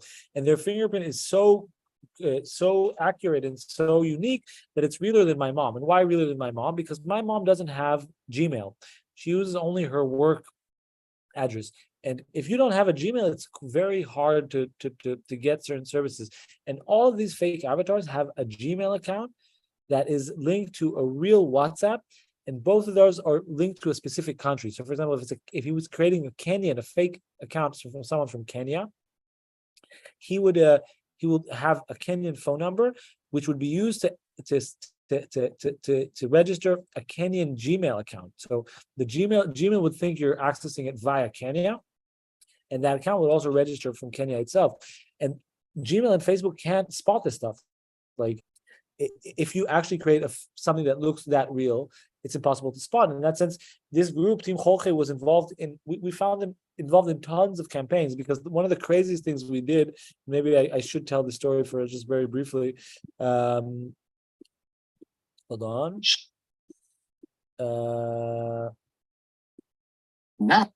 So we used, I'll quickly tell this story. So I don't know if you all know, there's this animal called Emmanuel the emu.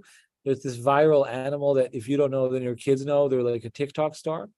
And after we had all these meetings with Jorge, with an Israeli who we'll learn is called Tal Hanan, and as he's pitching his disinformation services and his disinformation software, we decided to take him to task and ask him to do a demo campaign for us. And the reason we asked him to do a demo campaign is because we want to make sure that he's not bullshitting us. And we asked him to do, Israelis can, talk a good talk, but let's see him actually provide this service that he claims that he can do. He says he can create thousands of accounts online, that he can create a narrative on Twitter to create a viral topic. So we asked him to do a demo campaign. And we tried to think of a good disinformation campaign that would be harmless, that wouldn't cause any kind of, actual damage in the world. And we settled on this idea of starting a rumor that this viral kind of TikTok star of an animal had passed away. Though it had a good life, it passed away quietly in its sleep. And we started this, and we asked him to start this rumor. And within 3 days, the story completely blew up. It took 3 days, by the way, because he was mucking in the election in Kenya and needed 2 days to finish screwing up the election in Kenya, and then could avail himself to starting this rumor online. And we woke up after 3 days mortified, because this was trending in Slovenia, and there was like thousands of tweets about this. And the story was about to die off because we had asked him to stop. We said, fine, we get it. You're great. Well, we think we're into making the deal. Let us check with our bosses. Please stop this fake campaign. He stops the campaign. But, and this is a very interesting story about the internet, the kind of woman who oversees this emu posted a tweet or an Instagram video saying, who started this rumor about Emmanuel? My emu is not dead. They're fine. Who are these terrible people who started this fake rumor? And then the story completely blew up, because if you deny something online, that will actually have the opposite effect. And I think that's a very kind of funny, unique thing to the internet. But you asked me about staying safe. I don't think it's possible to stay safe. I'm really old school that way. I think people need to be skeptical. Like, I think the internet hasn't created any new problems. It's only allowed old problems to scale. So you're now exposed to much more BS than you used to be. And the algo is targeting you and so on and so forth. So I think you just need to be doubly skeptical. In that sense, don't believe Wikipedia, but do check the sources. During campaign season, if you see these kind of stuff online, then, if it doesn't have a source, don't believe it. like use the same criteria Wikipedia uses, because everyone is being targeted by political influence. So some of it is just good, legitimate PR, some of it is borderline unethical PR, and some of it is like really actual evil manipulation that involves, hacking, what happened with Hillary and Trump and all that kind of stuff back then. So I think it's a very broad spectrum, and there's no technological solution to it.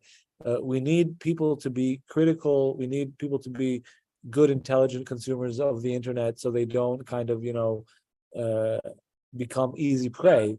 Because I think we're all quite easy prey today online, because we don't come skeptical online, and I think we need to be. So, Omer, we're heading to elections in South Africa next year. Tell us where this has been used, and tell us how it was used, and what should we do in order to be more alert. So let's take your emu away for a second. Yes, of course. Sorry, I'll stop the share. I completely forgot. This emu is distracting. It's just a sweet animal. Their process works in a very specific way. So we're talking here about military techniques that were developed by the Russians, but also by the CIA, that the kind of, through different intel agents became kind of public knowledge, and are now have been weaponized and sold on the private kind of market. So hack and leak is the number one method. Hack a politician, leak the contents of their mail, and probably put fake stuff in that. So if you have leaks before your election, be cautious of that it might be very, very fake. Generally, we're seeing now a rise of kind of an attempt to undermine whatever is the trusted media outlet. So that's always a big thing. And then you'll see now a big rise of WhatsApp groups and Telegram groups, which are very hard to kind of keep track of. So be careful of these kind of closed groups with thousands of members in them. They're usually being kind of swayed or influenced. Generally, I think the best advice I always tell people is beware. Like in Hebrew we say it's a Gewalt campaign, right? These like Hail Mary campaigns, last minute kind of dirty politics that Netanyahu is so good of. Like, be scared of those last 48 hours. Like, the last 48 hours are always the most dangerous, and we saw, for example, attempts of voter suppression. For example, these firms also provide the ability to kind of knock down cellular reception and then screw up a campaign. So all those kind of stuff, be wary of them. And just, again, I think it's just a question of understanding that this stuff exists in the world. Once you know it exists, it's much less dangerous. A few years ago, Netanyahu pushed out a spin that said that Gantz's phone was hacked. So he was running against Gantz that election. He said Gantz's phone was hacked, which may or may have not been true. But I think the potency of that narrative kind of faded because people understood it was a BS kind of story.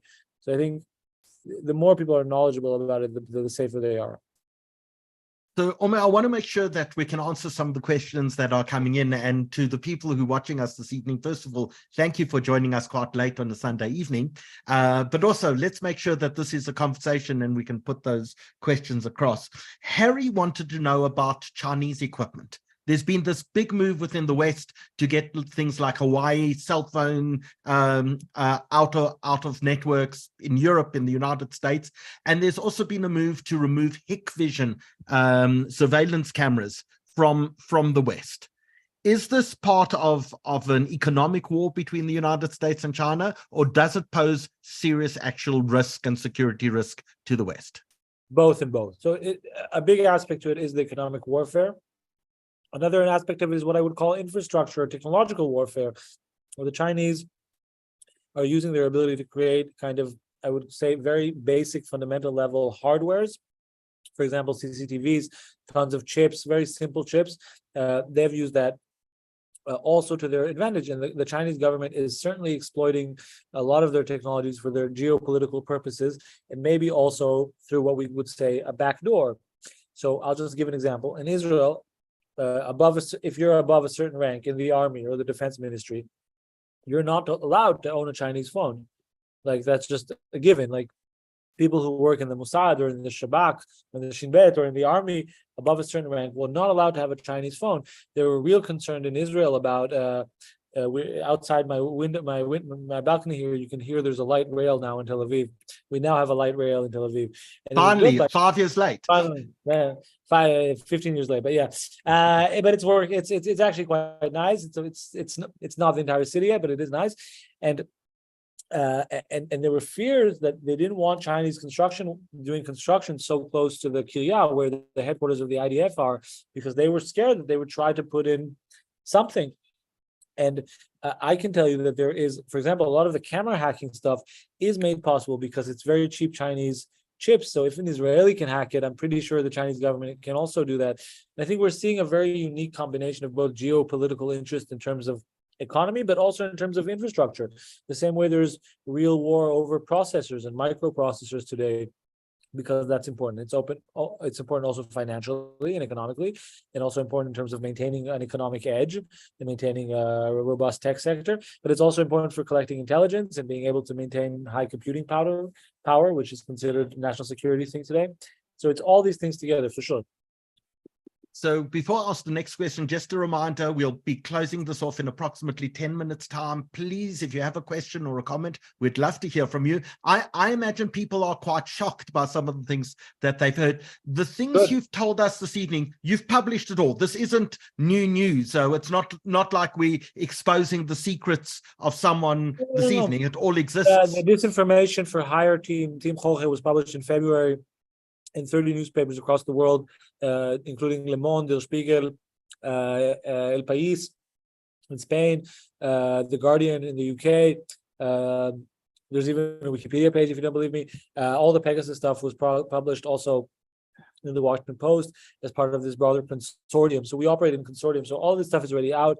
My stuff about Intel Alexa and this rogue Intel agent is also out. I was shortlisted for the top EU prize, top EU journalism prize, together with 4 journalists this year.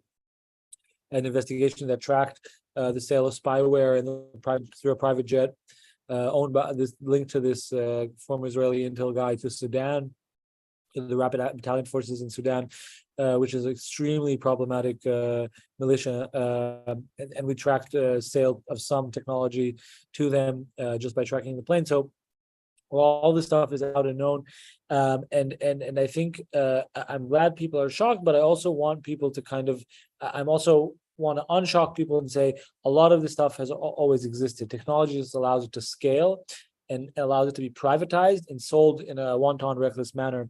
And in that sense, people need to be conscious that these exist. And I think the online digital world still appears to us as something that you need knowledge about or something you need to be kind of tech savvy, but that's not true.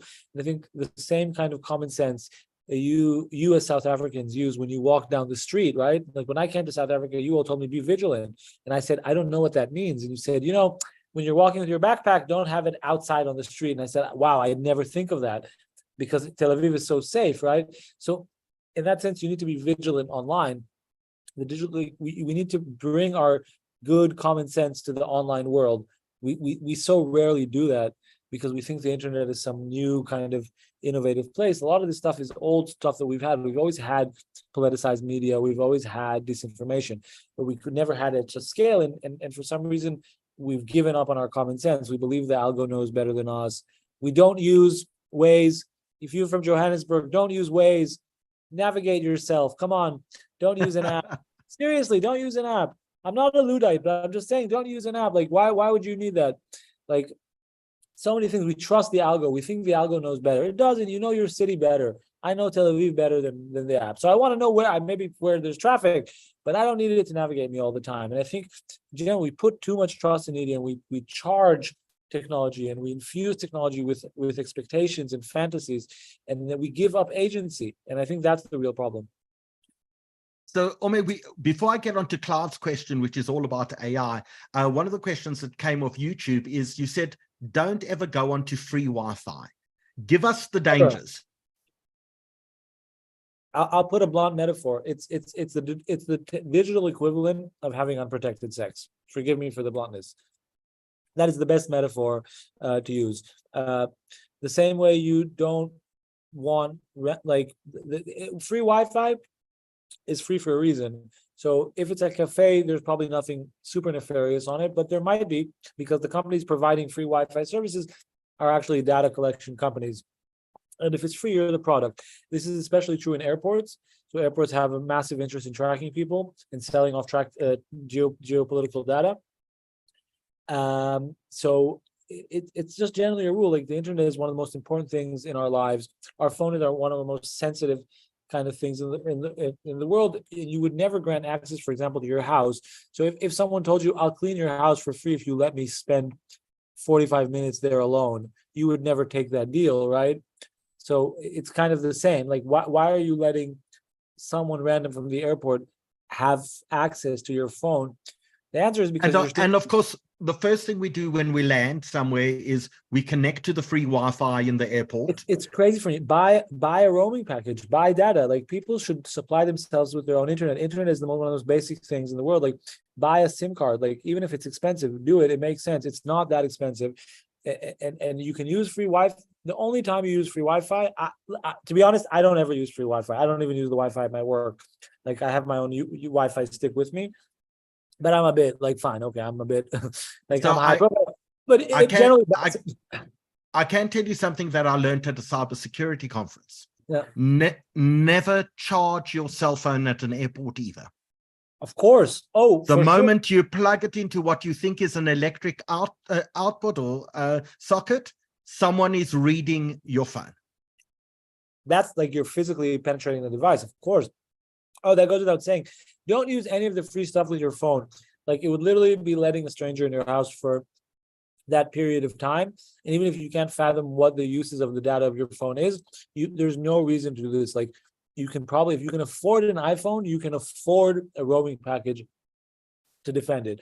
And I think, to pay for your own internet, which is a very important kind of thing.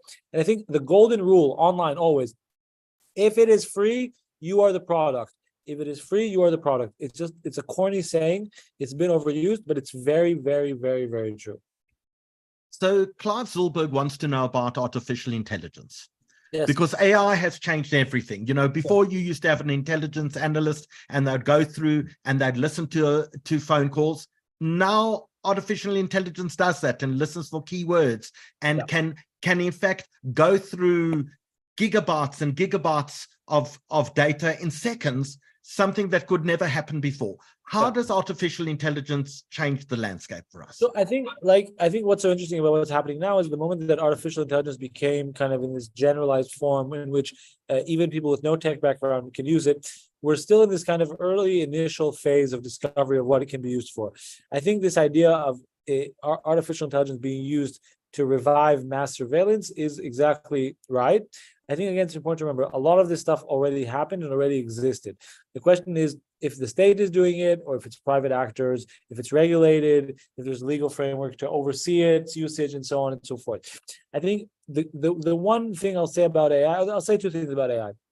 One, I do believe it's overhyped right now, in the sense where I think we've had AI for a while, and your government has had AI for a while, and the Israeli government has used AI for defensive purposes for, I'd probably gamble close to 10 years now, if not a bit more, in different forms. But we have AI, even the NSA was using an early version of some form of AI to find people using the word bomb and so on and so forth in the post kind of 9/11 world. So I think what's changed is that it's now just accessible to everyone. And I think the moment it's accessible to everyone, it's accessible both to the bad guys, but also to the good guys. And I think that's a good thing. So I think there's a really few interesting processes happening now with AI and cyber defense, because to be honest, the weakest link in cyber defense is you. You're the most likely person to make a mistake and to log into a free Wi-Fi and then get your phone infected. And AIs are actually better than you at, updating the device and staying safe. So actually AIs are really good at kind of preventing of a lot of cyber attacks, in as much as the same way they're also allowing hackers to streamline their attacks for sure. We saw an interesting case with AI with Team Jorge that we started meeting them, and they initially told us that to do a disinformation campaign, you have to pay a group of young Black people to write content for you for like a disinformation campaign in Africa. But when we met them last time, they had already had some ChatGPT installed in it, and they said, our program can now create automatically 10 negative posts or 10 positive posts. So we're also seeing, of course, disinformation is, of course, scaling thanks to ChatGPT now as well. But this, again, returns to the kind of classic humanist point to me. We shouldn't let machines be doing the thinking for us. If you trust ChatGPT too much, you've given up a lot of your agency and thought process anyway. The same way we've learned to become intelligent consumers of Google, which is a great technology, I think we're still to learn how we can be intelligent consumers of programs like ChatGPT and so on and so forth. So Stephanie's trying her luck. She says, what about hotel Wi-Fi? No, those are the worst. Hotel airports are the worst. Maybe your work, maybe your friend. If you don't know the person paying for it, then you're the product. Really, I'm serious. Buy a roaming package. Like, how often are you abroad that you cannot like get a SIM card, a local SIM card with like a few gigabytes? Like, it's worth the money. Like, you have all of your passwords to all of your life, and your children's photo is on this phone. Why is this free Wi-Fi so important to you? If I told you there was free food, but you had to eat it out of a dumpster, would you go for that deal? You would never go for that deal. Why is information somehow different? Like, that's like the only thing I think you should actually pay for. Like, I'm not into gadgets. Like, I don't have a lot of technology. Like, I have an iPhone, I have another phone, I have a tablet that I rarely use, and I have like a mediocre laptop. But I think, like, you know, to defend them, I'd want to, you know, like, I could spring for a SIM. So Mikey's trying his luck as well. He says, you've only spoken about iPhones. Is he safe with his Samsung?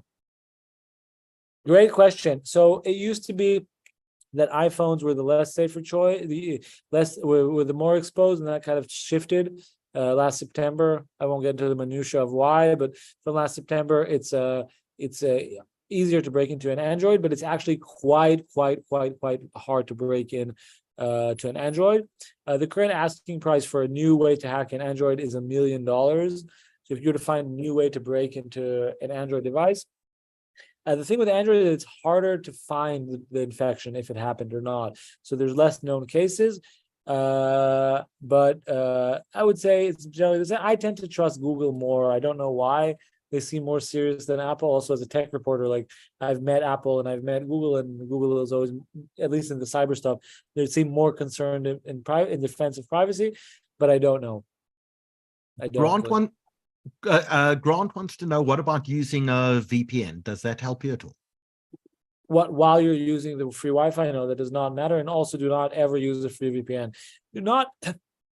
Generally do not grant free programs access to your computer unless it's a very big, strong brand that you trust. Like, so for example, if you do want to use a VPN, then Google about it. And it depends. Android is open and accessible to some other nations. And the thing with Android is it's kind of white label and it's used across the board, but Samsungs are different technologies. So you can find, for example, a way to hack a Samsung. The VPNs are extremely dangerous the same way the Wi-Fi is dangerous. I do use a VPN, but there are good ones that cost money, and you should be paying for it.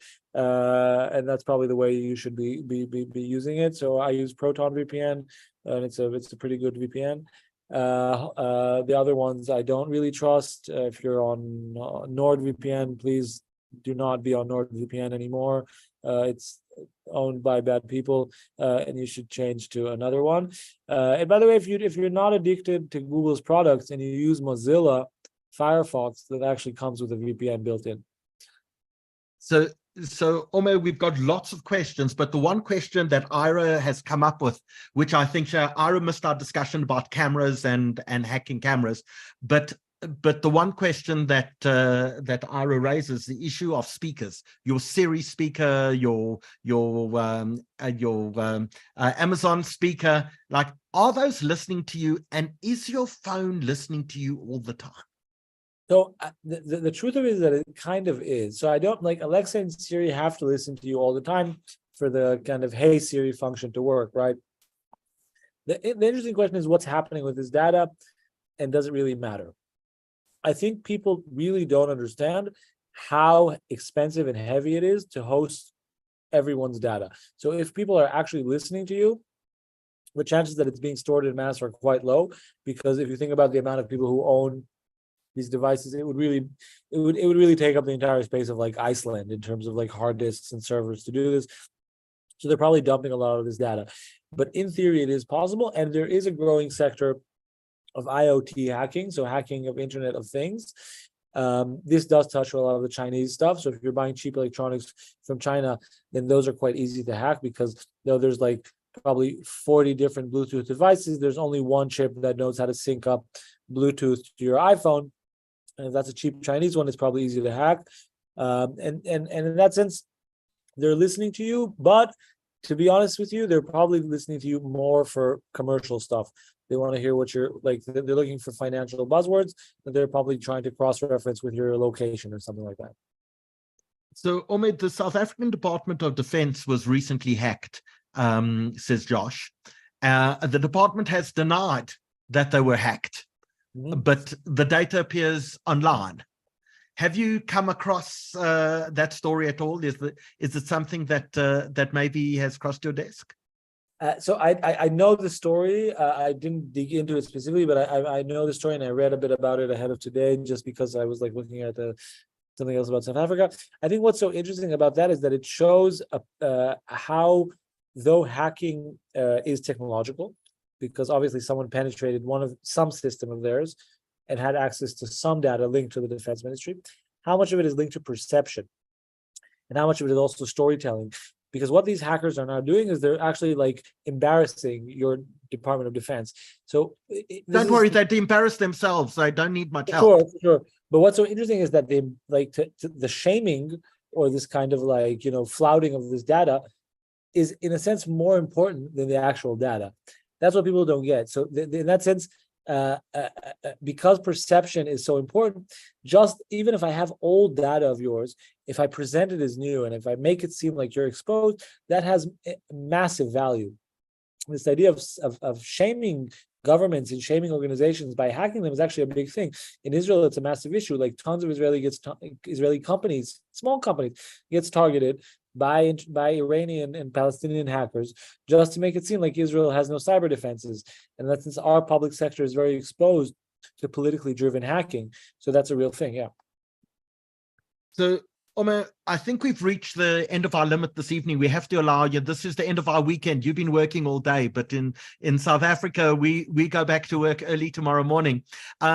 But give us one last piece of advice, because we're heading into a new year. It's Rosh Hashanah coming up next weekend. So it's a good time to make some resolutions about what we do with our computers, what we do with our phones, which apps we use. It's a good time to start sitting in shul, maybe not focusing on the prayers, but actually thinking about how we can make our lives better. And as you give us that advice for the new year that begins on Friday evening, I'm just going to ask the people who are busy watching us just to leave a comment.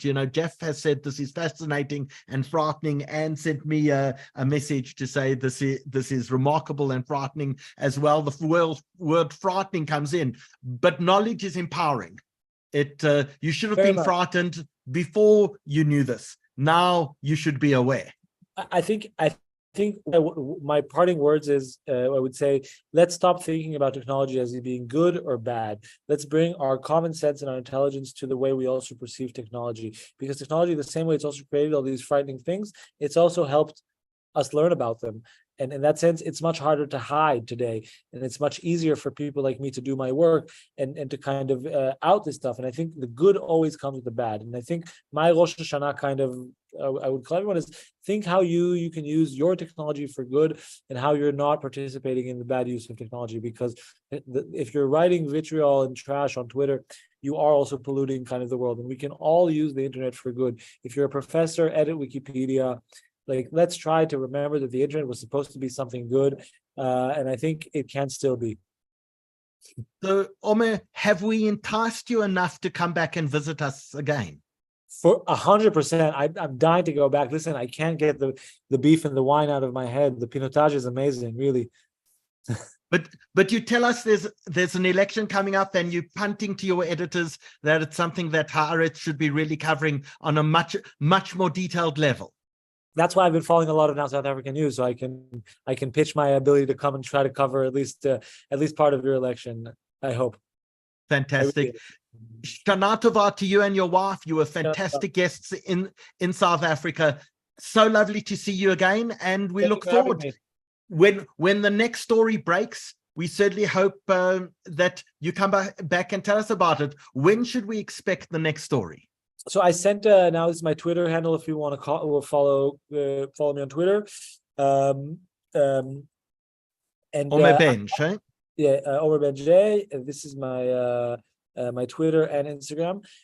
If you're on Twitter, then follow me. I have a big scoop coming out this weekend. I won't tell you what it is, but it's a new crazy way for you to be spied on. So Marta tells us that human beings only use 10% of their brains, but she thinks you're up to 11. At the end of the day, I'll try to bring it down to 9 for myself. So to everyone who's watched us this evening, and to everyone who has watched us over the last year, and in fact over the last 3 years, as we've produced 160 of these amazing discussions, enlightening and discussions between ourselves and our community, making sure that people are part of the conversation, a huge thank you to all of you.